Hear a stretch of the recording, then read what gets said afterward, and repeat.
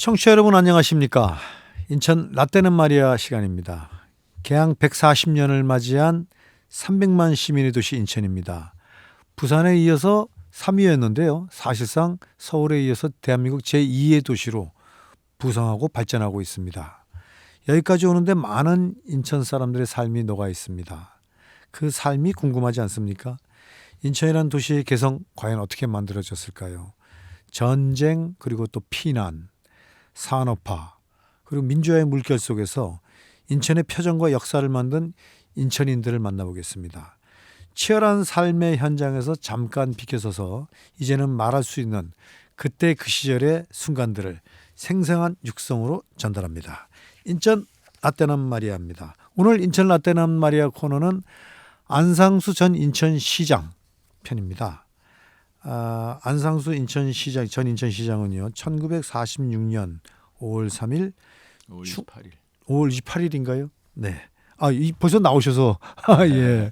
자, 우리 안상수 전 인천시장 나와 계십니다. 안녕하세요. 네네. 네. 46년 저희가 조사한 기록에는 5월 3일로 되어 있는데 28일이군요. 네네. 충청남도 서산군 이북면. 이제 지금은 이제 태안군 이원면이죠. 그렇습니다. 네, 여기 태어나신 거 맞죠? 분할이 됐죠. 그렇습니다. 네. 태안군 이북면이었는데 네. 서산시와 태안군으로 바뀌었고 네. 이북면이 원북과 합쳐서 이원면이 됐습니다. 네. 옛날에 이북면이라 그래가지고 이북에서 왔다. 그럼 그러다 보니까 그냥 깜짝깜짝 그런 놀라고 적이 했던 있었어요. 거죠. 그렇게 해서 그때는 또 이제 간첩이 출몰하고 그럴 때라 그렇죠. 그런 오해도 있었고 네. 제 스스로도 그런 오해를 받은 적이 있었어요. 너 어디서 왔냐면 이북서 왔습니다. 뭐 그렇기도 한데 공교롭게도 내가 우도라는 데에서 네. 아버지를 도와서 어업을 한 적이 잠깐 있었는데 20대 초반에 네. 그때 내가 이제 육지로 나가는 길을 나갔을 때인데 그게 이제 바다가 갈라져서 나가는 길이 있었어요. 네. 도성면이라고 그랬는데 거기에서 뭐 항공 촬영 비슷하게 어떤 뭐가 떴든지 간첩이 나타난 거 아니냐 해가지고 그때 육해공군이 한번 잠깐 뜨고 그런 적이 있었어요. 참 특별한 경우인데. 이른바 대간첩 작전. 그렇습니다. 과거에는 그게 삼척 간첩 작전이 있고 난 후라 그렇죠. 굉장히 민감할 때인데 공교롭게 그렇죠. 내가 그런 상황이 돼 있었어요. 그러니까 이 당시에는 이제 그 이른바 무장 공비 뭐 이렇게 표현됐잖아요. 그래가지고 이 바닷가로 이제 침투하고 출몰하고 이런 일들이 더러더러 있었어요. 실제로 뭐 검거한 사건도 있었고. 그럼 네. 많았어요. 그렇죠. 특히 서해안에 네. 자주 있었죠. 그래서 이제 서산서 초등학교를 다녔고요. 아니 그렇습니다. 그 태안에서. 그렇지. 그러시다가 인천에 언제 오셨어요? 서림 초등학교로 4학년 말 그러니까 5학년 1학기서부터 인천 서림 초등학교를 다닌 겁니다. 1, 2, 3, 4학년까지는 이제 시골서 다니셨고. 네, 시골서 다니고. 대처로 나오셨군요. 그렇습니다. 드디어. 예. 뭘 타고 오셨어요? 똑딱선. 바로 그거죠. 우리 노래에도 이제 똑딱선 기적소리. 말리포라 내 사람. 그 말리포가 바로 태안에 있는 거죠. 그렇습니다. 예, 바로 그 똑딱선이 인천서 이제 내려가는 배였고요. 우리 동네랑 붙어 있죠. 네. 자, 근데 제가 말이죠. 그 태안 당진 뭐 이쪽 분들이 인천으로 오셨다는 얘기를 들으면은 왜 그 육로로 오시는 게 훨씬 빨랐을 텐데 배를 타고 인천에 오는 것이 빠르다 그래요. 왜 빨랐나 그걸 몰랐어요. 옛날엔 배가 이 완행배로 포구마다 댕겼다면서요. 그렇죠. 그러니까 배가 있었고 거기에 이제 피드하는 조그만 배들이 있어서 피드선 다 태우고 왔는데 그거는 사항을 몰라서 그러는 소리고 이제 똑딱선은 12시간이면 오는데 인천서 태안까지 10시간에서 12시간 이제 배 그 물결에 따라 달라요. 네. 그런데 이제 내가 사는 집에서 과거에 이제 인천을 올라고 그러면은 우리는 버스 정거장을 5일장마다 오는 버스 정거장을 맞춰서 나가는데 1시간 반 이상 걸어가고 버스 타고 태안에 갔다가 그러니까 태안 읍내에 갔다가 다시 이제 서산에 가서 또 갈아타고 천안에 와서 천안에서 기차를 타고 영등포에 왔다가 영등포에서 동인천으로 가고 그러면은 아침에 새벽에 한 5시쯤 출발하면 밤 12시경에 도착하는 거예요.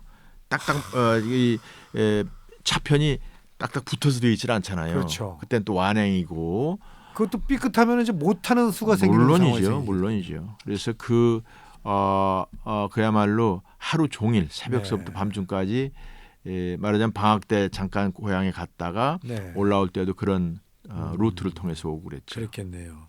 그러니까 오히려 이제 배를 한 번만 딱 타면 그냥 인천에 딱 도착하는 그렇지. 그 훨씬 더 간편할 수 있었다. 음. 이런 말씀이시군요. 아마 이 방송 들으시는 서삼 태안 당진 출신들은 그렇지. 그 당시엔 그랬지. 그럼 이렇게 들으시겠네요. 물론이죠.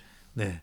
자, 그래가지고 이제 인천에 1959년도에 몇 년도에 오셨어요? 그렇죠. 예, 1959년 그러니까? 네. 놀 겁니다. 그때쯤 오셔서 예. 인천중학교를 네, 들어갔어요. 인천중학교를 인천중학교가 굉장히 센 학교 그 당시에는 인류죠. 어. 잘 아시겠네. 그 네. 당시에는 인류. 초등학교 때 공부를 잘하셨어요? 경기 인천에서 그럼 서림 초등학교가 이제 5천 명인데 학생 수가요? 5천 거나. 네. 그런데 이제 한 5천 학년에 한 1,000명 가량 됐는데 내가 오자마자 한 3개월쯤 지나서 네. 이제 10등 안에 들어가고 졸업을 2등으로 졸업했어요. 초등학교 전체에서. 그렇죠. 그래서 그러니까 이제 서림 초등학교 출신으로 인중을 들어간 게 한 너댓 명 됐을 거예요. 그게 420명이었는데 네. 뭐 그 당시 신흥, 송림 이런 데가 많이 들어갔고 네. 우리는 한 너댓 명 들어갔는데 내가 시골 출신으로 올라와서 네. 바로 그렇게 캐치업이 된 거죠. 아니 근데 제가 좀 이상한 게 지금도 그 대학을 가는데 서울의 강남 아이들을 지방 학생들이 못 쫓아간다 그러잖아요. 그 태안 촌놈 아니었습니까? 그럼, 그리고 인천에 있는 애들 공부 잘했을 텐데. 물론이죠. 어떻게 쫓아갔어요? 그래? 그러니까 하여간 그렇게 나는 비교적 예습을 잘하는 편이었는데 네. 하여간 우린 또 남한테 지면은 못 사는 성격이라 네. 아주 뭐 열심히 자습을 많이 한 거죠. 어떤 면에서 그 당시에 사실 제가 그 당시에는 이제 전기가 12시까지밖에 안 들어왔어요. 전기가. 제한 송전. 그렇지. 네. 그러면 이제 호롱불을 켜고 해야 되는데 호롱불 켜고도 내가 공부를 했었어요. 그 어린 아이가 그랬던 거 생각하면 뭐 기특하다고 그럴 수도 없고 뭔가 하여간 특이한 경우죠. 아주 악착 같은 게 있었군요. 어렸을 때부터. 그렇다고 봐야죠. 네. 그 어쩌면은 안상수라는 인물의 이 인생은 그러니까 어렸을 때부터 벌써 싹이 좀 보였군요. 그 어떤 집념. 이제 우리 어머니는 당연히 우리 엄마는 정말 최고인지 알았고 네. 지역에서도 나는 좀 특별한 아이다 그런 게 사실은 그 당시에 그 후에 얘기가 되겠습니다만 경기고등학교를 충남에서 2명이 들어갔었어요. 내가 들어갈 때. 충남 출신 전체에서. 그렇지. 허허. 충남 출신. 내가 나중에 보니까 물론 인천중학교도 제물포고등학교가 있으니까 그러긴 했지만 1년에 그냥 하나 정도가 가고 그랬었어요. 이제 원서를 잘 안 써줬지. 저 제물포고등학교로 가라고 그러긴 했지만 그 당시에 이제 뭐 인중을 인류 소위 과거인 인류가 있었으니까 그랬지만 더 특이한 거는 사실 내가 경기고등학교를 네. 그 완전 촌놈이 네. 그 합격해서 다녔다는 게 좀 특이한 경우라고 볼 수 그러니까 있어요. 이제 제물포고등학교가 아주 그 우수한 학교임에도 불구하고 대한민국 최고는 경기고등학교였죠. 그 당시에. 물론이죠. 뭐 그거야 그러니까, 어쩔 수 없는 저 서열이니까. 네, 나는 경기고등학교를 가겠다. 네. 그래 됐군요. 경기고등학교 졸업하신 건 틀림없는 사실이죠. 혹시 동창들이 있나요? 동기 동창들 누가 있어요? 우리가 이제 여러분이 많이 아는 분 중에서는 홍석현이가 내 동기야. 중앙일보의 네, 홍석현 씨. 예. 주미 대사도 하셨던. 예. 이제 내가 학교를 조금 이제 시골서 왔으니까 시골서는 이제 내가 초등학교를 다닐 때 우리 집에서 초등학교까지 거리가 6km야. 네. 6km인데 이게 많이 심하죠. 언듈레이션이 있는 거죠. 언듈레이션이지. 네. 이제 그게 신장로 약간 작은 신장로가 돼서 무슨 길이랄 것도 없고 네. 산 넘고 물 건너서 1시간 반 어린애 걸음으로 1시간 그렇죠. 반에서 2시간씩 다니는 거예요. 그래서 거기서는 거기서는 보통 이제 학교를 한 뭐 2살 정도 이제 그 늦게 가는 거야. 그래서 내가 좀 학교가 늦어서 그렇긴 한데 이제 홍석현이가 뭐 그래도 꽤 많이 알려져 있고 그러고는 뭐 좀 뭐 국회의원도 하고 뭐 이렇게 장관도 그런 사람이 있는데 네. 혹시 뭐 그냥 그 정도. 네. 서울대로 또 가셨어요. 그래서. 그렇습니다. 근데 이 서울대학교를 가셨는데 체육과를 갔어요. 그건 좀 특이한 사연이 있는데 왜 그렇게 됐죠? 내가 사실 그 학생 운동을 했어요. 네? 어렸을 때 이제 학생 운동을 해서 소위 반체제 인사로 분류가 되는 거야.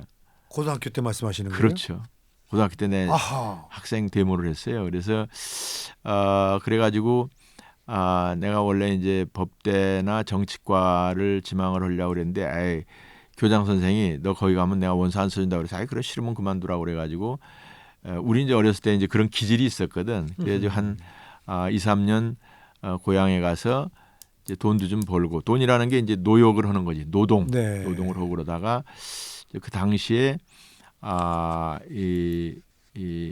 그 전국적으로 치르는 무슨 고사가 있었어요. 네. 그걸 칠 기회를 놓쳐가지고 괜찮은 데로 간 게 이제 거기고 반면에 내가 졸업하고 나서는 경영학 석사과 서울대학교 네. 경영학 석사 과정을 가서 경영학 공부를 했다 이렇게 보면 돼요. 이제 MBA를 하신 셈이거든요. 그렇죠. 예. 그리고 이 또 미국의 트로이대를 또 예.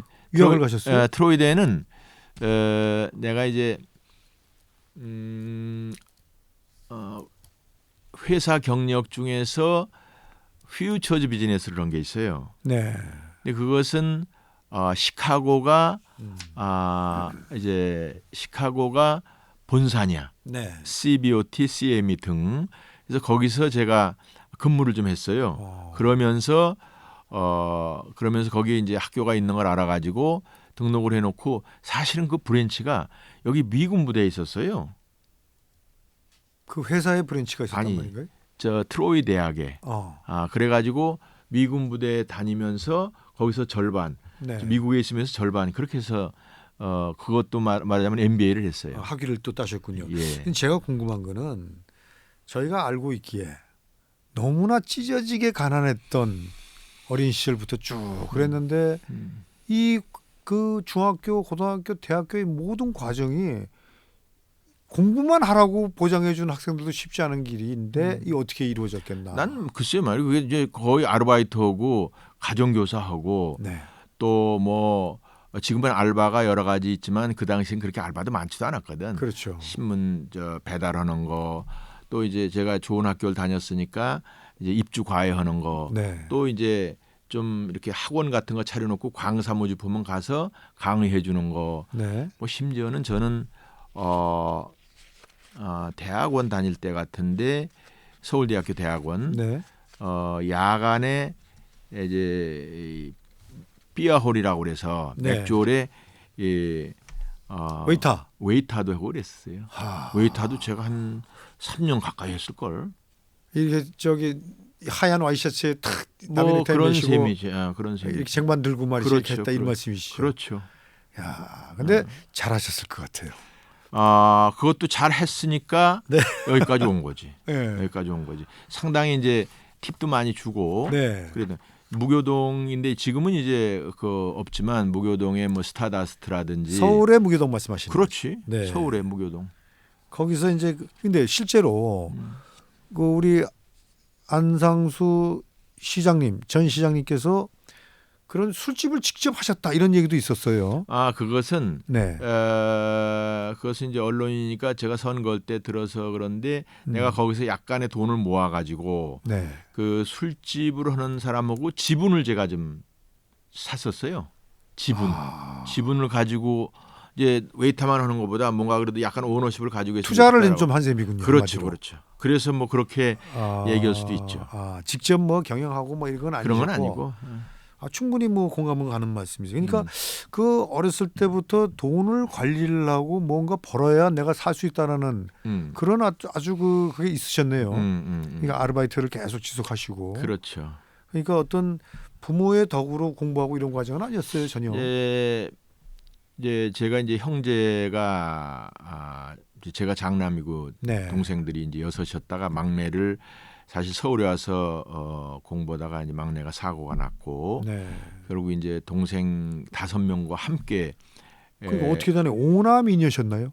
육남 일녀였다가 네. 한 사람이 막내가 육남 잘못됐으니까 오남 일녀죠. 네. 근데 이제 사실상 그 당시에 이제 가장 노릇을 한 거지. 아. 이제 조금 욕심인데 우리 태안에서 지금은 태안이 굉장히 좋은 데지만 옛날에는 아주 척박해서 먹고 살 것도 없는 데야. 아까 얘기한 대로 인천 오거나 서울 올라오고 그럴 때 뭐 한 13시간 걸리는 그런 지역이었는데 아무튼 내가 이제 그 동생들도 다 같이 공부를 시켜야 되겠다 그런 네. 욕심으로 올라와서 다 걔네들도 고학하고 이렇게 하면서 내가 이제 고학의 왕초 네. 그리고 이제 고학의 왕초. 우리 여동생은 이제 자취하면 이제 애들 다 네. 그야말로 사골세방 네. 조그만 데서 이거의 4분의 1밖에 안 되는 데서 네. 그 다 저 안팎곱사 등 잠자고 그러고 생활을 했는데 참 지금 뭐 얘기해 보면 이게 그게 뭐라고 그래야 될지 전혀 저기 상상이 저 안 되는 상황이에요. 인천에 저 수도국산에 가면요. 예. 달동네 박물관이라고 있잖아요. 내가 거기 살았어. 바로 그 동네 살았어요. 달동네 박물관에 바로 내가 살았어요. 송림동 372번지야. 거기 보면은 옛날 그냥 그 조그만 방에 이불 하나 놓고 대여섯 명이 다 같은 이불 덮고 자잖아요. 바로 이제 그거예요. 네. 그래서 이제 발만 이불 속에 넣고 그렇죠. 사는데 네. 달동네 박물관이 바로 내가 살았던 데라고 이제 학고방집으로 그게 마침 내가 시장할 때 동구청장이 거기 박물관을 만든다 그래서 참 잘한다 해서 네. 나중에 끝난 다음에 가봤더니 바로 내가 살던 집이 항공 촬영으로 해가지고 있더라고. 하하. 그래서 뭐 그때 뭐 다 알다시피 거기는 한 20-30가구가 수돗물 하나 쓰고 네. 수도꼭지 하나에 수도꼭지 하나에 다 물통 갖다 놓고 기다리고 있는 거죠. 그렇지. 아까 내가 전기 네. 제한 송전하고 이제 화장실도 처음에는 공중 쓰다가 나중에 개인 집도 화장실을 쓸 수 있는 그런 상황이 됐어. 그래서 이제 그걸 똥 푸는 아저씨들이 다니면서 네. 퍼가고 이랬던 그런 데서 사는 거죠. 아침에 되면 화장실에도 줄쭉 쓰죠. 그렇지. 네. 상상도 못할 일이 있는 참 청취자 여러분, 여러분들은 지금 인천 라떼는 말이야. 안상수 전 인천시장과의 대화를 나누고 있습니다. 내가 지금 거의 공식적으로 처음 하는 얘기인데 네. 어렸을 때 고생하고 뭐 이랬다 그러면 더군다나 젊은 사람들은 그거 무슨 예를 들어 아이고 근데 배고파서 뭐 밥도 못 먹었다 그러면 라면 끓여 먹지. 네. 라면도 없었다 그러면 빵 사 먹지 그러는데 그렇죠. 실제로 이게 실감이 안 나는 얘기 사실이야. 사실. 네. 뭐 나랑 비슷하게 사는 사람도 적지 않냐고 우리 세대는. 그렇죠. 근데 나는 그렇죠. 특별히 부모님을 떠나서 살았기 때문에 네. 그랬다 이거지. 그러니까 어떻게 보면은 저녁에 집에 가시면은 이 동생들 오늘 저녁 먹었나 안 먹었나 내 배 고픈 것보다도 뭐 그런 상황이죠. 늘 그런 걸 챙겨야 되는 입장이셨군요. 그렇지. 두 끼는 정확하게 먹지만 세 끼를 다 먹었는지는 불분명하지. 네. 참 좀 기막힌 시절이었어요.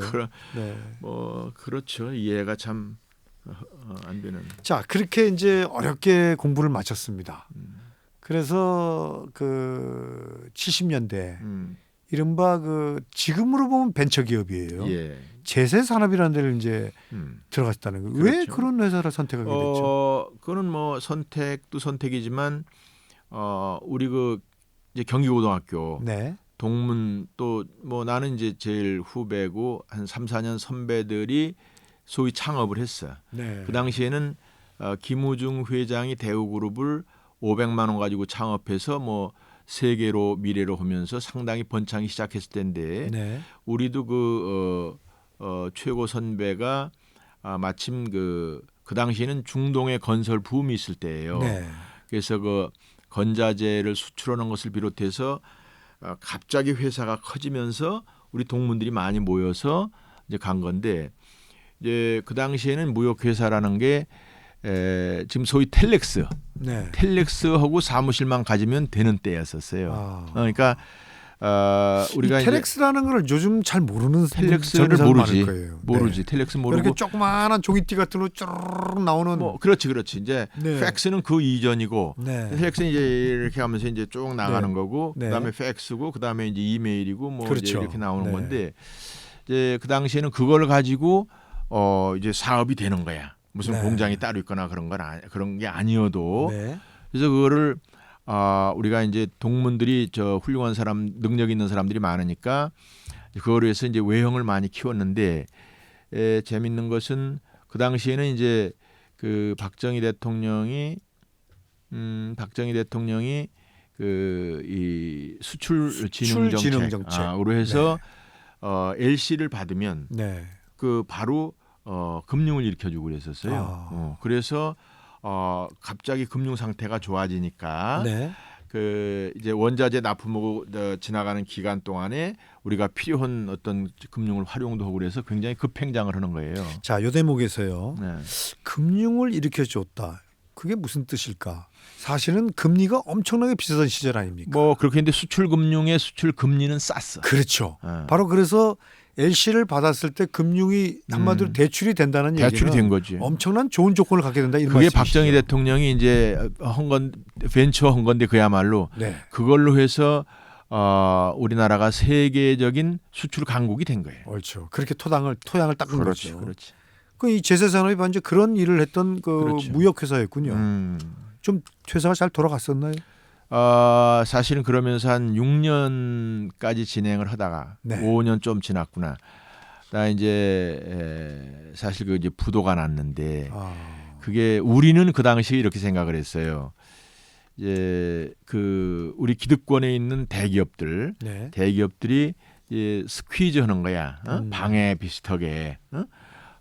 이렇게 하면서 우리가 하는 스타일의 그 비즈니스가 좀 금융권이나 혹은 이 시장에 잘 안 먹혀들어가고 뭐 그러면서 사실 실패가 됐지.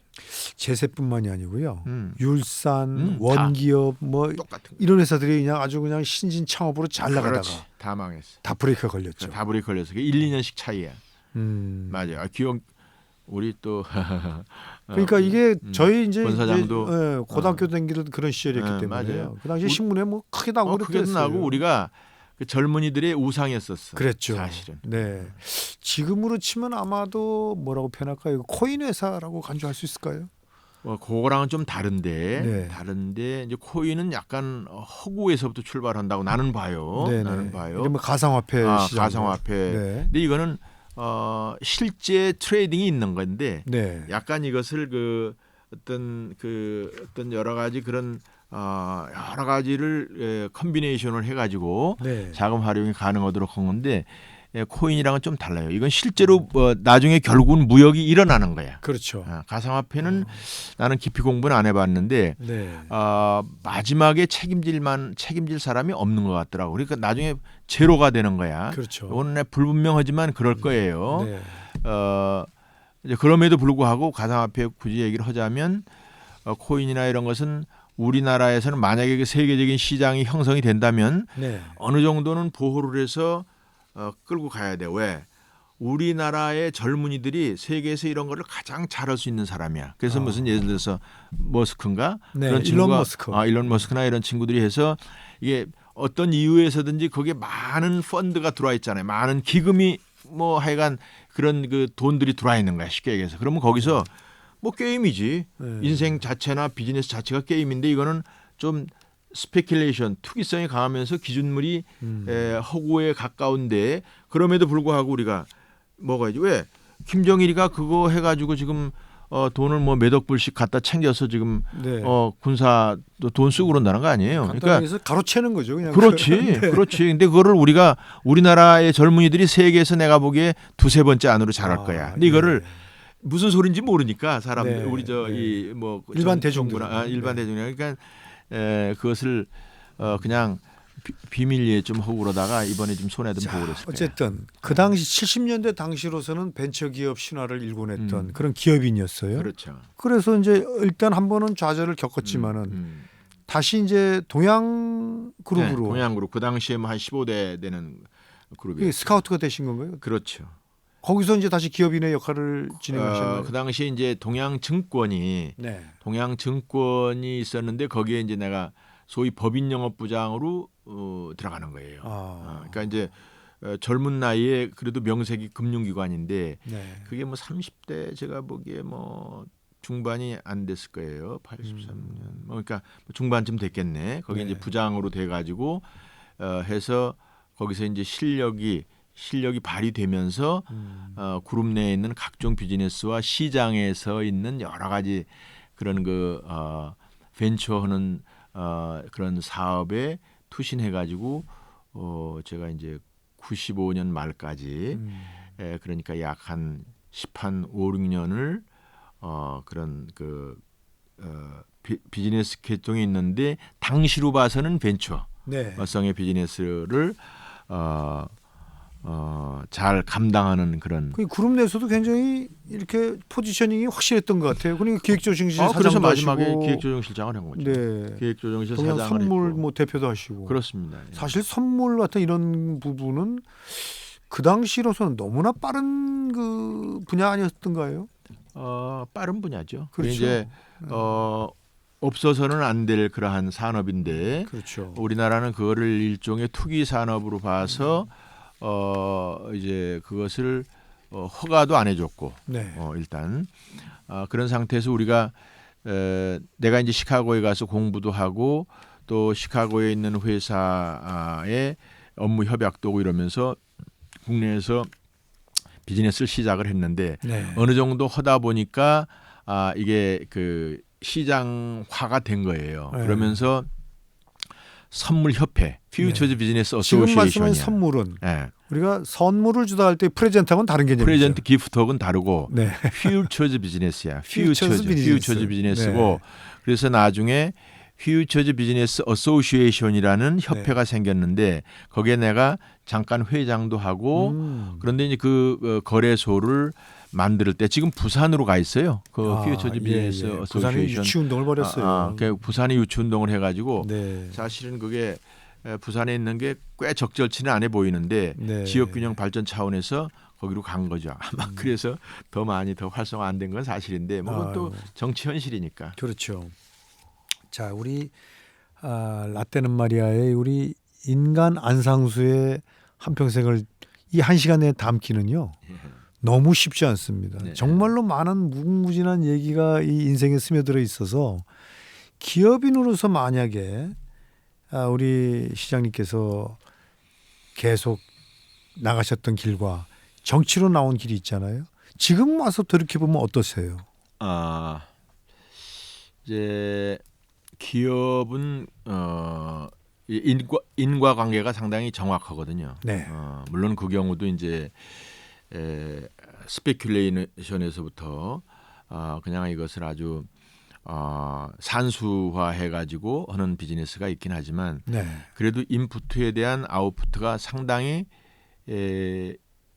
정확도가 있어요. 네. 근데 정치는 내가 해본 경험으로는 그거와는 좀 거리가 좀 있어요. 그러니까 내 의지나 내 노력과는 관계없이 뭐 관계없거나 아니면 많이 동떨어져서 움직이는 네, 거예요. 그렇죠. 이제 그것까지도 이제 예상을 해야 된다. 그러면 할 말이 없는데 네. 민심이 이렇게 그 바뀌는 그 상황이 예측이 이제 불가능하죠. 그러니까 네. 이제 그래서 저는 이제 지금 지나고 보면 아닌 게 아니라 70평생인데 정치도 내가 그렇게 썩 잘 맞지는 않았나 보다. 물론 내가 뭐 국회의원도 몇 번 3번 출마를 하고 하셨어요? 10번 출마해서 국회의원은 3번 당선되고 네. 시장도 2번 당선되고 10번에 그러면 5번을 당선되셨던 그렇죠. 건가요? 그래서 반타작 하셨네요. 반타작인데 성공적이죠. 그러네요. 지금 이제 반타작한 그 선거에 출마한 그런 사람들이 뭐 3% 안에 들어갈 거예요. 그렇습니까? 어렵습니다. 이게 그 무수히 많은 그럼. 이 참 선량들이 그렇지. 당선돼 본 적 없이 그냥 그렇죠. 쓰러져가는 쓰러져가는 사람들이 많죠. 예. 근데 이거 꽤 유력한 사람 중에서도 반타작은 뭐 3%다 이렇게 그렇죠. 감히 얘기할 수 예. 있는데 또 제가 이제 인천광역시장을 인천의 변혁기에 이제 했고 그래서 의미는 있는데 지금 10번 출마하신 데는 대선 출마도 포함되신 건가요? 그렇지 않습니다. 그건 빠이 빼고. 그건 경선이고 경선도 그렇죠. 내가 대여섯 번 했지. 대선은 본선에는 당내에서는. 못 갔으니까 네네. 이제 국회의원하고 인천광역 300만 인천광역시장 선거를 이제 본선만 얘기하는 거예요. 네. 그래서 공천을 받아가지고 이제 간 것만 얘기하는데 여야 간에 대립되고 이제 사실은 5번 질 때도 그게 다 2등으로 진 거지 뭐 5등이나 6등으로 진 게 아니지. 될 뻔하다가 안 된 거니까. 그렇죠. 네. 이제 선거는 그렇고 뭐 결국 이제 정치는 선거로 결과가 되어지는데 제가 이제 아쉬운 대목은 이게 아직도 이걸 잘 모르겠어요. 저는 이제 정치를 근데 우리나라뿐 아니라 외국도 그렇고 역사적으로 그렇긴 한데 우리는 어려서부터 이제 정직해라. 네. 그리고 어떤 어떤 일에 대해서 긍정적이고 포지티브 메시지를 가지고 인생을 살아왔는데 네. 그 정치는 어떤 땐 정직한 게 손해야. 약간 뭐 사기성까지는 좀 어떨지 모르겠는데 조금 부풀리거나 뻥을 좀 쳐야 뻥치는 된다. 정도 가지고 안 돼. 어떤 때는 그런가요? 완전히 거짓말을 해놓고 지나가야 돼. 그래서 사실은 아하. 허위사실 유포가 선거법상 제일 엄해요. 이게 500만 원 이상이 돼서 무조건 아웃인데 네. 그걸 교묘하게 이제 걸리지 않게 포장하고 포장하고 말이죠. 또 네. 아니면 본인이 안 하고 주변 네. 그 사람들 선거 운동원들 시켜서 이제 한다든지 이렇게 하면서도 또 국민들이 정치인의 포지티브 메시지나 정치인의 미담은 크게 평가를 안 해. 그건 그렇죠. 기본으로 생각하는데 네.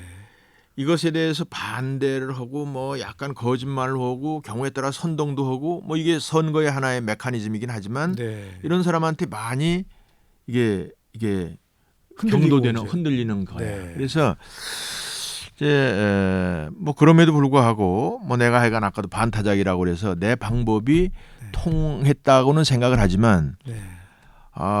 해보면 어떤 때 아주 이 벽창호 같은 느낌도 있어요. 꽉 막힌 느낌을 받는다. 완전히 이 면벽을 하고 이렇게 어떤 상황을 대처하는 것 같은 것도 있는데 그래서 이게 우리 정치 선배 중에서 JP가 허업이라고 그런 것도 하나의 실감이 좀 나는 때가 있고 그렇죠. 김종필 전 이제 국무총리죠. 네, 그랬기도 그분이 한데 이제 정치는 허업이다.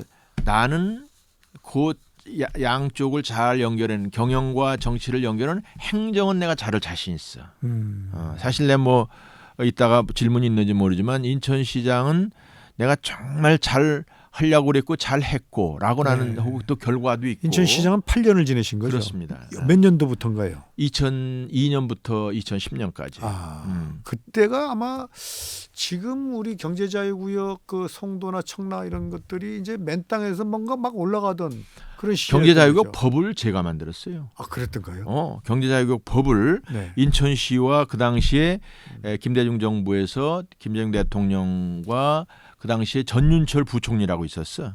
전윤철 부총리라고 네. 그분 경제기획원 팀하고 우리하고 만들어서 원래 공항 주변에 특별법이다 해서 했는데 네. 이게 이제 국회에 들어가서 2002년 7월 1일부로 그게 법안이 기획원하고 해서 한 2, 3개월 동안 네. 해서 국회에 올렸는데 국회에서 경제자유구역부로 바뀌었고 경제특구법이었어요. 네. 처음에는 인천공항 주변만 하기로 했다가 네. 부산하고 다른 지역에서 막 그 항의를 하니까 네. 부산하고 광양을 해서 3개가 된 겁니다. 네. 경제자유구역으로 지정 네. 법을 처음엔 공항만 넣었다가 공항과 항만 있는 거로 하고 그다음에 그 이듬해 2003년 아니에요. 그렇죠. 2003년 8월 7일 날 인천 송도를 비롯한 청라지구 영종도에 5,400만 평을 경제자유구역으로 지정을 받는 거예요. 그럼 시장님 당대 이제 그 경제자유구 법도 만들고 지정도 받고. 그때는 여기 송도는 바다야. 송도는 바다밖에 없었어요. 그랬었네요. 그러니까 이제 불과 20년도 안 지난 얘기입니다. 이게. 물론이죠. 예, 물론 10년이면 강산도 변한다고 하지만 정말 10년 사이에 엄청난 강산을 변화시킨 그런 시장 노릇을 했던 거네요. 그렇죠. 후회는 없습니까? 아쉬운 대목은 이제 제가 사실 그 시민들 설득을 좀 잘 못해서 3선이 됐었으면 제가 했을 마무리 차원에서 했을 몇 가지 프로젝트를 더 했으면은 거의 세계적인 도시가 됐다고 저는 생각을 합니다. 그런데 그게 이제 우리 시민들의 설득을 못 시켰어. 3세번만 했으면. 그러니까. 네. 어쨌든 안상수 시장 8년 동안에 송도 청라지구 이런 이른바 경제자유구역은 비약적인 발전을 했다 못했다. 비약적인 발전을 했죠. 아. 그게 8년 동안에 네. 지금 사실은 어느 분이 여기 송도에 홍보관에 와서 야 이런 그 역작을 다 했다고 날 보고 정말 박정희 정주영 이후에 가장 큰 건설자다 이래가지고 네. 그분이 펀딩을 해서 루포 저거를 해줬어요. 네. 촬영을 해가지고 동영상을 만드는 게 있는데 그게 이제 보면 알죠. 그때 이제 위성 사진 찍을 때 이제 변화를 보면 아는데 네.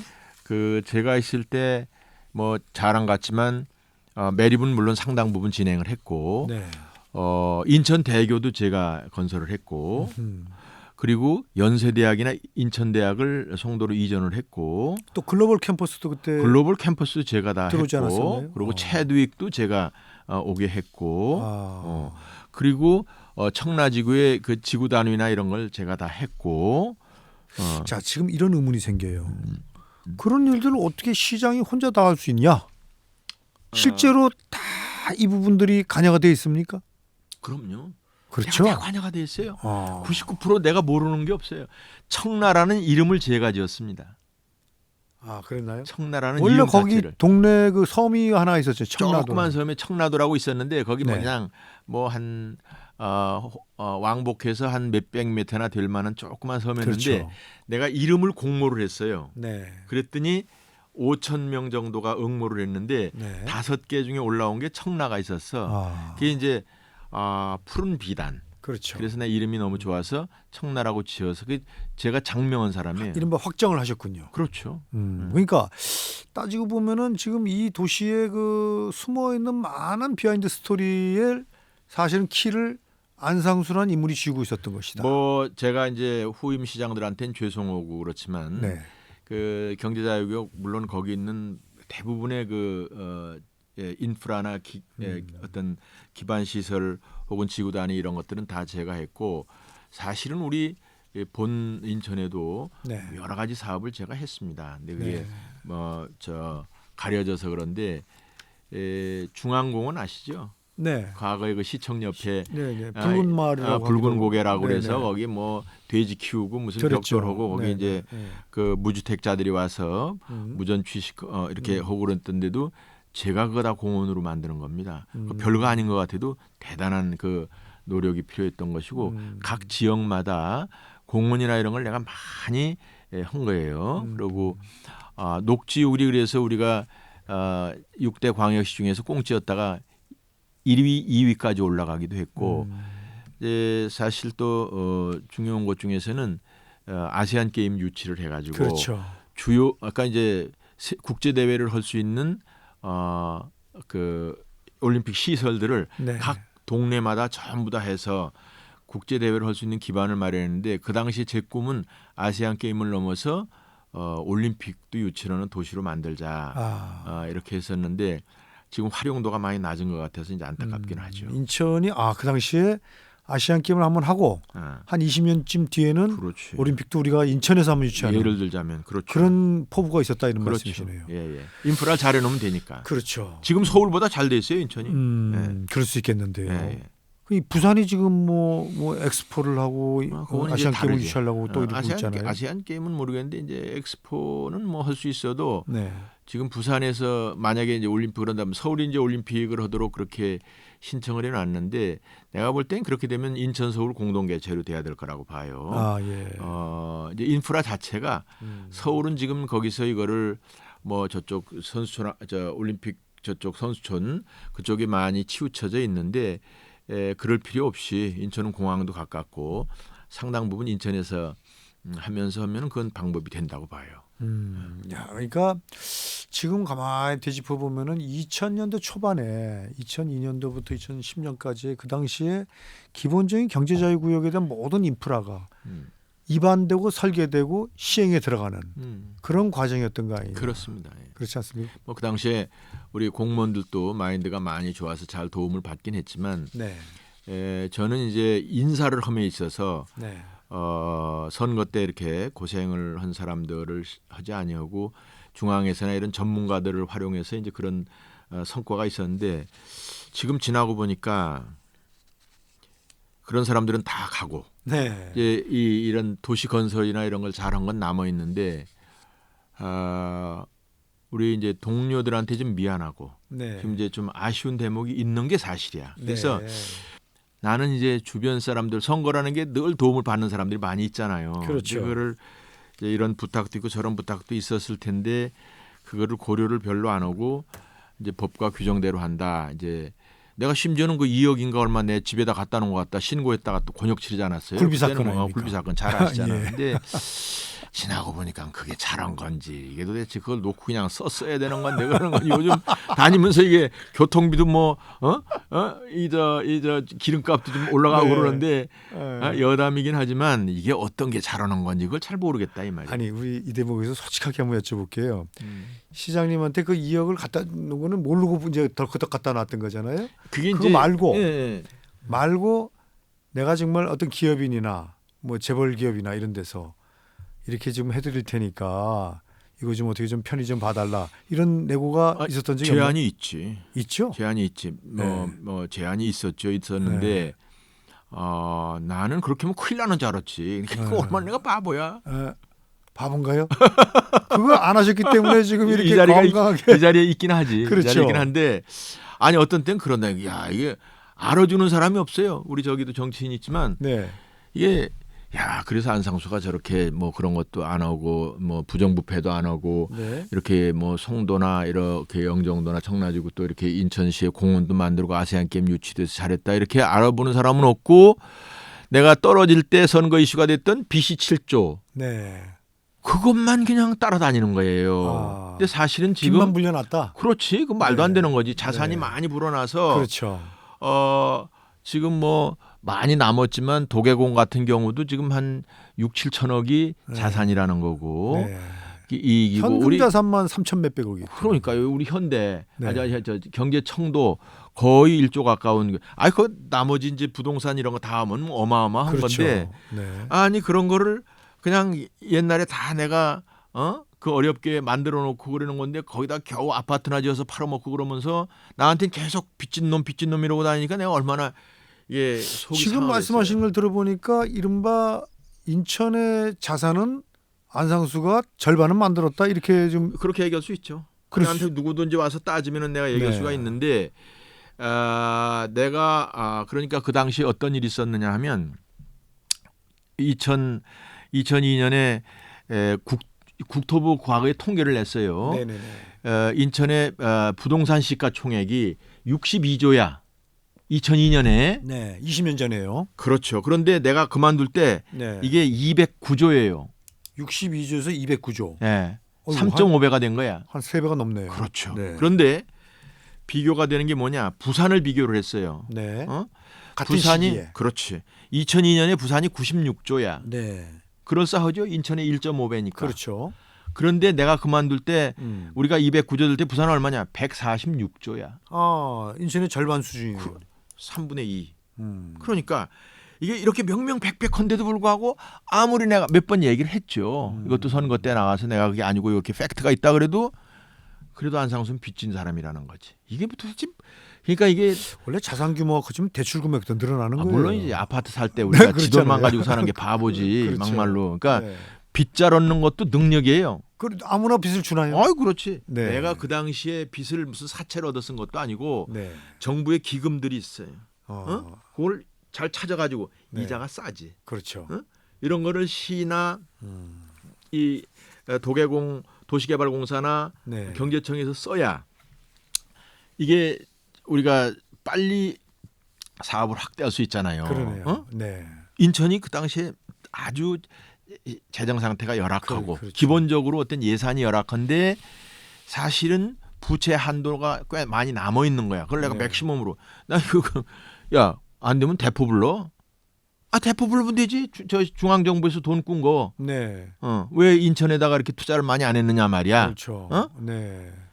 그런 각오를 가지고 이거를 한 거지. 그걸 갖다가 내가 막걸리 사 먹은 것도 아니고 네. 사채를 얻어 쓴 것도 아니고 네. 전부 다 인천 시민들의 자산을 늘리는 데 쓴 거야. 그렇죠. 능력을 발휘한 그거 건데 투자해서 결국은 자산을 크게 키우는 그렇죠. 이 과정이었다 이 말씀이죠. 그렇죠. 오늘 그런데 속 좀 시원하게 시키겠는데요. 아이고 내가 이거 진짜 이걸 들어야 근데 이걸 듣는 사람이 없다니까 또 이러면 저 자식이 제 잘난 척한다고 이러고 많은 거야. 아니 그러니 얼마나 심지어는 답답하죠. 우리 안 시장님 많이 챙겨놨을 거야 이렇게 표시하는 그런 오해 받지 않으세요? 오해가 아니라 네. 내가 이제 그만두고 나니까 바로 안상수 한 70억 정도를 미국에 있는 어디다가 숨겨놨다고 집까지 나와. 내 동생 집을 누가 사진 찍었더라고. 그 옆에 있는 큰 집까지. 네. 이거 저기 돈 빼돌려가지고 거기다 집 사놨다. 그렇지. 70억은커녕 뭐 7천만 원도 없어가지고 고생. 자, 지금은 어디서 살고 계세요, 시장님은? 내 숙소는 이제 강화고요. 강화. 강화에 주소가 있고 네. 강화에 이제 살림도 있고 그러면서 이제 여의도 근처에 숙소가 있어가지고 가족이 현재는 없으시죠? 뭐 그렇죠. 혼자 사시나요? 혼자는 아니고 네. 그럼 뭡니까? 뭐 도와주는 사람이 있죠. 밥을 좀 해준다거나 네, 이렇게. 예. 이제 오래됐으니까 우리 전처가 2010년 10월달에 작고를 했어요. 10년, 내가 12년 전에. 2010년에 시장을 그만뒀거든. 그렇죠. 6월 말일날. 그렇죠. 그랬더니 우리 와이프가 전처가 11년을 와병 누워서 무의식으로 누워 있었는데 맞아요. 그 순애보라는 기사가 여러 번 그랬었는데 그렇게 의식이 없는 환자인 걸로만 생각을 했는데 네. 내가 시장이 안 되니까 바로 한 2, 3개월 후에 운명하더라고. 정경임 교수님. 그렇습니다. 네. 그래서 지금 그렇다면은 전처라고 표현하시는 거는 현재 뭐 동거 상태로 누군가 계시군요. 예, 그렇습니다. 공개적으로는 아직 안 하셨고. 뭐 굳이 공개를 할 일도 아니고 또 뭐 우리끼리 그냥 같이 다. 아니 그래도 그렇지 않아도 그게 궁금했더랬어요. 이제 70대신데 아직도 혼자서 밥을 끓여 드시나? 그렇지는 않고요. 네, 자녀분도 안 계시고. 그래도 내가 이제 늘 장남에다가 뭐 대장에다가 회장에다가 이런 것만 해서 사실 자질구레한 그런 살림이나 이런 걸 못했는데 요즘은 내가 뭐 설거지도 하고 네. 뭐 간단한 식사도 좀 챙기고. 직접 만들기도 하고 그러세요? 뭐 후라이 같은 건 잘하지. 예. 서고 있어요. 그 당시에 왜 정경임 교수 전 부인이셨던 학교의 모교가 이화여대였잖아요. 이화여대. 거기다가 뭐 집한 돈을 기부를 하고 그러셔가지고. 네, 우리 와이프가 이제 경기여고 출신에다가 그 이화여대에서 하고 이제 박사학위를 가지고 있었는데 교수였었어요. 네. 근데 그 같이 신접살림으로 하면서 아파트를 그 당시에 이제 44평 현대 아파트를 꽤 가지고 넓은 있었는데. 지금으로 그렇죠. 치면 뭐 그럼요. 엄청난 자산이었을 거예요. 그저 인덕원 사거리 쪽에 있는 거였었는데 네. 그걸 이제 와이프가 이제 소천하면서 네. 그걸 우리 학교에다가 그건 아내의 재산이니까. 그렇죠. 아내의 재산에서 기증을 하고 그래서 거기서도 뭐 정경림 국제 장학회 이렇게 가지고 해서 그런가요?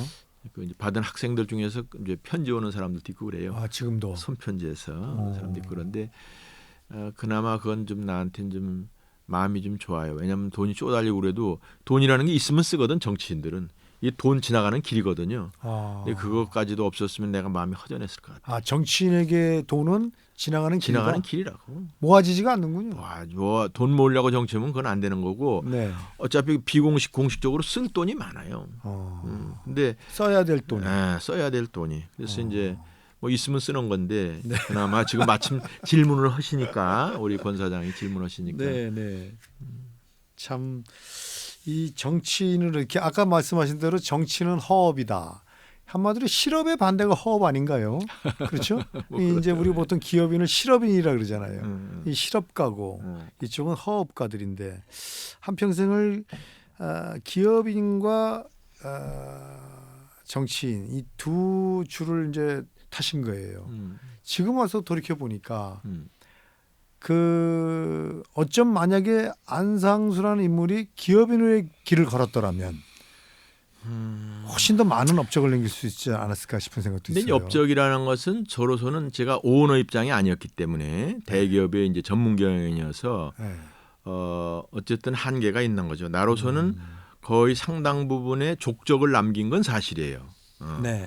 뭐 이렇게 아주 전국적으로 회자되게 한 얘기들은 아니더라도 아까 얘기들이 이제 당시의 어떤 벤처를 해서 그래도 한때는 우리 젊은이들한테 뭐 우상이라고 그럴까 하나의 그랬죠. 표상이 네. 될 정도까지 됐었고 그래서 뭐 더 이상 하기는 쉽지 않았을 거고 전문 경영으로서 가장 이제 소위 잘했다고 하시는 분들 중에서 예를 들어서 이제 SK의 손길승 회장이 전경련 회장이나 이런 그렇죠. 거 더셔고 그래서 네. 뭐 그런 부분까지는 있는데 내가 그래도 선출직에 와서 제가 대통령은 못했지만 나는 대통령 그러면 아주 잘했을 것 같은데 하여간 기회가 안 되는 거야. 근데 그래도 국회의원으로 해서 국회의원을 3번을 하신 거죠? 3번 하고 시장을 광역시장을 2번을 하시고. 그러니까 이제 국회에서 예결위원장까지도 하고 그렇네요. 예결위원장이 상임위원장 중에서는 수석위원장이에요. 그렇죠. 그렇고 그래도 인천광역시장을 하면서 이렇게 족적을 남기고 그래서 그래도 우리 뭐 내가 좀 허전하고 땐 있어도 정치한 것은 그래도 뭐 잘했다. 실제로 시장 당선되셨을 때도 경선 때도 굉장히 불리했던 여건에서 처음에 그렇죠. 시작됐잖아요. 그 당시에 제 경쟁하는 분이 다 된다고 그랬는데 그렇죠. 나는 당에다 얘기를 한 거거든. 네. 경선만 시켜주라. 그렇죠. 너희들한테 나를 공천하라는 부탁 안 한다. 그래서 그게 관철이 돼가지고 네. 그 이제 아주 오히려 역전을 했던. 뒤집기 성공을 했지. 네. 그러면서 이제 나도 인기가 좋아지고 우리 당 전체가 인기가 좋아졌어. 수도권에 다 된 거야. MB 서울시장, 네. 이명박 대통령 그 당시 서울시장 되고 그렇죠. 손학규 경기지사 되고 네. 안상수 인천시장이 된 거야. 그랬네요. 2002년에 그 당시에. 거물들이랑 그럼 다 이 대선 후보급들이 됐네요. 그렇지. 자, 우리 안상수 인천시장 이제 초등학교 5학년 들었었던 고해 인천에 올라오셔가지고요. 이 이제 내일 모레 이제 80회도 뭐 어폐가 있지 않지 않습니까? 그럴 정도로 오랫동안 인천과 이제 인연을 맺고 살았어요. 우리 안상수 인천시장에게 인천이라는 도시 어떤 지역입니까? 사실 안상수는 인천을 빼놓고는 생각할 수 없는 사람이죠. 네. 사실 뭐 여러 평가가 있을 수 있고 또 많은 분들이 인천을 위해서 애를 쓰고 그러셨지만 역사적으로도 그렇고 현실적으로도 그렇고 그런데 제가 한 일은 누가 그렇게 얘기하더라고. 안상수는 이제 인천의 광개토대왕이다 이러고 그러는데 사실 아까 제가 쉽게 얘기했지만 송도 1,600만 평은 그거 될 수가 없는 거예요. 그게 왜냐하면 연안 이 바다권은 해수부 땅이에요. 그렇죠. 중앙정부 땅이에요. 그렇죠. 허가를 안 해줍니다. 자기네 뺏긴다고 그러고 이제 준솔토 투기장이나 아니면 자기네들이 또 그게 자산이니까 그렇죠. 매립해서 창고로도 쓰고 물류로도 쓰고 또 돈도 들어오고 그래서 안 해주는 거고 그래서 뭐 50만 평, 100만 명씩 하다가 그 당시에 노무현 대통령이 2003년에 이제 대통령직을 시작을 했어요. 나는 2002년 7월부터 대통령이 되고 그렇죠. 시장이 되고 그랬는데 노무현 대통령이 해수부 장관 출신이에요. 장관 출신인데 해수부를 뭐 대변한다면 어폐가 있지만 해수부 쪽에 경향이 있어야 되는데 내가 노 대통령을 설득을 시킨 겁니다.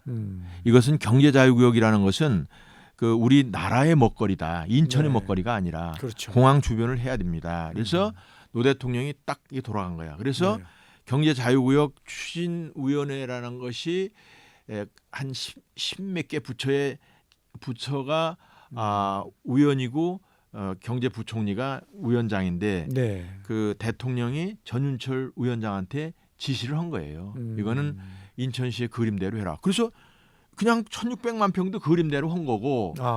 그래서 지금 어떻게 무슨 일이 있느냐 하면 저쪽 끝은 아직 매립이 안 됐어요. 그렇죠. 저쪽 저 LNG 창고 있는데 그게 300만 평이거든. 가스공사 인수기지 쪽 말씀하시는 그렇지, 거죠? 그렇지. 근데 거기는 그러면 매립을 하되 물류 지역으로 한다. 경제자유구역이고 네. 그런 그 조건부로 해서 1,300만 평을 그냥 인천 경제자유구역에서 마음대로 쓰게 이제 한 거예요. 그거를 누가 그러더라고. 그게 지금 100만 원씩만 쳐도 지금 송도 땅이 뭐 100만 원이라 500만 원, 1,000만 원 할 거 아니에요. 그렇죠, 그렇죠. 1,000만 평이면 100만 원인데 10조야, 10조. 네. 만약에 1,000만 원이면은 어, 100조야. 그렇죠. 근데 그냥 맨날 7조 빚졌다고 그러니까 내가 이게 뭐 설명이 되질 않아. 이런 사람들 데리고 내가 무슨 얘기를 하나.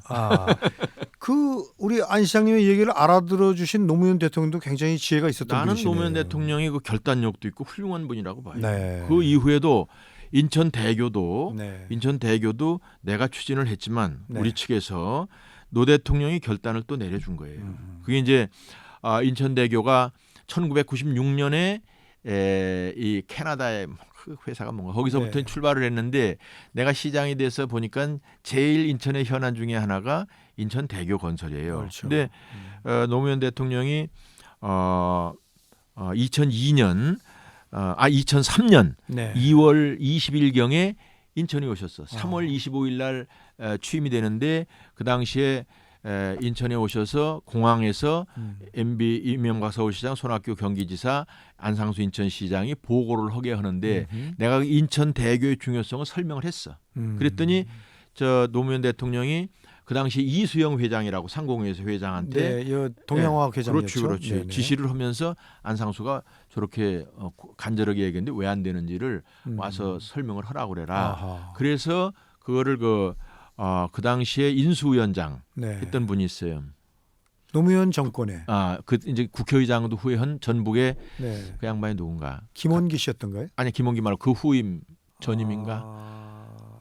아무튼 그분이 국회의장을 하셨어. 네네네. 근데 인수위원장을 했는데 내가 설명을 하니까 아이고 이게 내가 DJ 대통령 모시고 캐나다 가서 그때 MOU 맺고 그랬는데 연태까지 이러냐고. 네. 그래서 내가 그거를 간절히 설명을 했더니 그러면 타스크포스를 만들자. 네. 2003년 4월에 네. 만들어서 그 인수위 시절에 만들어 가지고 4월에 이 오케이가 떨어졌어요. 그래가지고 이제 에이맥 그 회장한테 내가 연락을 했지. 그랬더니 안 하겠다는 거야. 그 무슨 소리야? 내가 대통령한테 지금 바로 된다고 네. 우리가 결정하면 투자한다고 그랬는데 외국 네. 투자가들이 해야 그렇죠. 되거든.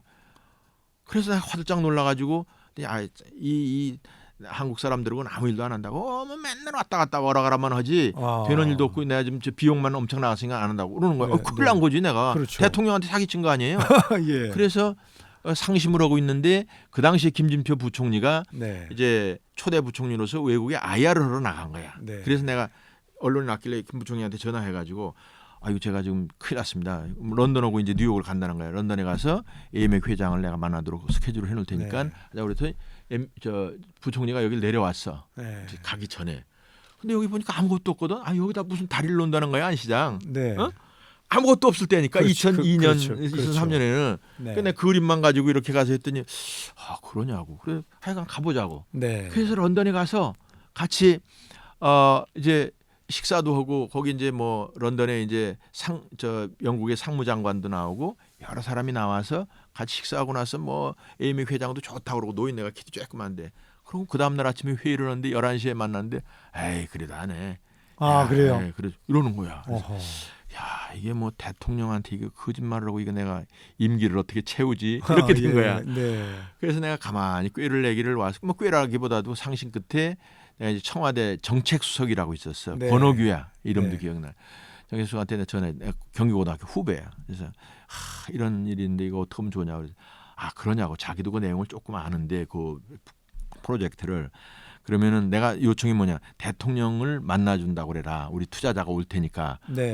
대통령 만나야지. 그래가지고 이 사람들 오라고 그래서 네. 대통령 앞에서 나하고 같이 약속으로 서약을 하고 한 거야. 그게 2003년 6월 달에 있는 일이에요. 3월 달에 그러니까 2월 25일 날 취임을 해가지고 그러니까 노무현 대통령이 외자 유치를 처음 이루는 그런 일이었어. 그래가지고 취임하자 이후에 그렇지. 최초 그래서 외자 이게 유치 있은 사례네요. 거예요. 이제 안 되는 거지. 안 되는 걸 그냥 어거지로 한 거지. 그러니까 이게 인천 대교를 잘 모르는 분들은 시장이면 다 되는 줄 알았더니 천만의 말씀. 대통령이 김대중 대통령, 김영삼 대통령 다 지나가고도 지금 안 된 거예요. 옳죠. 네. 그리고 송도 땅에 그냥 갖다가 흙만 퍼부으면 된 줄 알았더니 그게 아니다 이 말씀 아닌가요? 아니지. 그러니까 아까 말씀하신 안상수가 이 땅을 확보하는 이 과정, 또 다리가 놓아지는 과정에 이런 말할 수 없는 비하인드 스토리들이 다 묻어 있네요. 이거 오늘 밤새도록 해도 얘기 다 못 끝납니다. 아이고 며칠 하지만 이제 그만하지. 예. 자, 우리 안상수 인천시장 모시고요. 인천 라떼는 말이야 들어보니까 너무너무 재밌는 얘기도 많고요. 또 오늘날 인천 어떻게 이루어졌나. 옛날 수도국산 달동네 시절부터 인천에 깃들어 사시면서 인천서 초등학교, 중학교, 그다음에 다시 이제 인천으로 돌아오셔가지고 국회의원 지내시고 또 시장 노릇을 하면서 계속 인천 시민과 더불어 함께 살아온 평생입니다. 이 과정들을 오늘 우리 인천 라떼는 말이야를 통해서 약간이나마 참 그 배우의 비하인드 스토리를 들을 수 있게 돼서 참 고맙기도 하고 재밌기도 했습니다. 청취자 여러분 어떻게 들으셨나요? 자, 오늘 안 시장님 나와주셔서 너무나 고맙습니다. 저도 아직 이게 기록으로 남게 돼서 네. 언제 떠다닐 거 아니에요. 네. 저도 아주 의미 있는 시간이었다 이렇게 생각하고 우리 권혁철 사장도 네. 인천의 아주 훌륭한 리딩 그룹 중에 하나인데 우리 경인 방송이 잘 되기를 고대합니다. 고맙습니다. 청취자 여러분, 우리가 살아가는 도시, 우리의 공동체 인천, 결국 여기를 살아가는 우리들의 흔적입니다. 우리가 남긴 유산을 되돌아보면서 앞으로 인천이라는 도시 어떻게 나가야 될지, 또 인천이라는 공동체 어떤 방향으로 가야 될지 계속 고민 거듭하겠습니다. 오늘 출연해 주신 안상수 전 인천시장님께 대단히 고맙다는 말씀 드리고요. 지금까지 대담에는 경인방송의 권혁철이었습니다. 고맙습니다. 인천 시민 감사합니다. 여러분 고맙습니다. 네, 오늘 아주 재밌는 인터뷰가 됐어요. 네. 소송주인데 이게 왜 여기 있는 줄 잘 모르시죠? 우리 인천 술 아니야? 인천 대표 막걸리란 말이에요 이게. 근데 이 소송주가 이름이 왜 소송주인지 혹시 아세요? 소선호. 소선호. 그건 이제 그 비류와 온조의 엄마잖아요. 그렇지. 유리왕의 이제 부인이었고요. 근데 소성이라는 말은 통일신라 때 인천의 지명이었다는 거예요. 그렇습니까? 네, 우리가 이제 처음에는 미추홀, 그다음에 매소홀, 그러다가 이제 소성, 그다음에 고려 때는 이게 경원, 그다음에 인주, 그러다 인천이 됐다는 거예요. 그러니까 소성주라는 건 인천술 이런 뜻인 거죠. 옛날 인천 지명. 그래서 이제 이 소성주가 이 프로그램 유튜브 만들고 하는 거에 협찬을 한 겁니다. 아하. 네, 제작비를 다 댄 거예요. 그렇구나. 그래서 이제 저희가 이렇게 내가 옛날 시장할 때 가시오가피 술이 강화에서 나와서 차에다 싣고 다니고 인천술. 전체. 왜냐하면 인천 시민이 인천에 대한 아이덴티티를 몇 가지로 해야 되는데 술도 그 중에 하나 좋은 거거든. 그렇죠. 그래서 그런 이제 인천 시민들한테 이제 꼭 한 가지 바랄 게 있다면 여기가 이제 여러 지역에서 오셔가지고 뭐 좀 살다가 어디 단대로 이사 가시고 그런데 요즘에 이제 인천이 하나의 허브가 돼가고 그래서 그런 경향이 많이 줄어들긴 하는 것 같은데 인천 시민들이 인천의 아이덴티티를 들어가지고 인천을 사랑하면 그게 자기한테 돌아가는 거예요. 결국엔요. 남을 위해서가 아니라. 그렇죠. 그게 자기한테 돌아가는 거예요. 그래서 술도 인천시에서 이렇게 하는 거라 그러면 그냥 술도 기왕이면 같은 값이면 인천에서 만들어서 좀 팔아주자. 그렇죠. 그 가시오가피 술이 대박 났었어요. 났었지. 근데 다른 데 투자이고 실패를 했지. 자, 감사합니다. 아이고. 자, 오늘 소송주도 한 잔 마시겠습니다. 아니 그 의원님도 어떻게 하냐?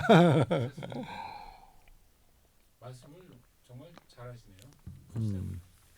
아이고 그래요. 고맙습니다. 오늘 우리 제작진들이 다 이렇게 지켜보는 가운데 지금 유튜브 촬영 계속 돌아가고 있는 겁니다. 이게. 그래서 너무나 애써주신 우리 제작진들에 고맙다 그러고요. 예, 저 감사하고요. 지금 말씀이 나와서 그런데 제가 이제 이게 기승전결에 맞게 설명을 잘해. 그런데 외마디 소리를 못해. 그게 정치인이 외마디 소리를 잘해야 되더라고. 그 설명을 길게 하면 지금 이렇게 열청자들은 당연히 잘 듣지. 근데 그게 안 돼. 너 나쁜 놈, 이 개새끼. 예를 들자면, 뭐 이래야지 이게 그러고 그 말이 하나가 계속 돌아다니면서 이제 그 뭐 좋은 뜻으로 이제 해야 되는 것이지만, 그렇죠. 그래서 이제 어떤 이미지가 되는 것이지. 말씀을 그렇게 해서 고마운데 사실은 내가 우리 인천에 관련해서 토론하면은 내가 자신 있지. 내가 다 한 거야. 예. 내가 누가 뭐래도 내가 다 했다. 90%가 내가 한 거예요. 예. 90%. 그렇죠.